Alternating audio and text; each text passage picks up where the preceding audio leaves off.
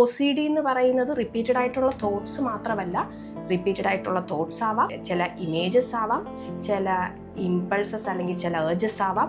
ഇങ്ങനെ പല രീതിയിലാണ് OCD സിംറ്റംസ് ആൾക്കാർക്ക് ഉണ്ടാവുന്നത്. ഒരു പേഷ്യൻ്റ് ബുദ്ധിമുട്ടായിട്ട് വന്നത്, ഞാൻ പുറത്തോട്ടിറങ്ങി ആൾക്കാരുടെ ഇടയ്ക്കോട്ട് ഇറങ്ങിയാൽ ആൾക്കാരെ കയറി ഞാൻ പിടിക്കുമോ, ഞാൻ പെട്ടെന്ന് കയറി പിടിക്കും, ആ ഇമ്പൾസീവായിട്ട് ഞാൻ ആ ഒരു ബിഹേവിയർ ചെയ്തു പോകും, പിടിക്കണം തൊടണം എന്നുള്ള ഒരു ഇമ്പൾസാണ്, ഒരു ഏർജാണ്. ഓക്കെ, അവരെ തൊടണം അല്ലെ അവരെ പിടിക്കണം എന്നുള്ളത്. അത് ചെയ്തു പോകുമോ എന്നുള്ള പേടിയാണ് അതിൻ്റെ ഭാഗമായിട്ട് ഉള്ളിലോട്ട് കയറി വരുന്നത്.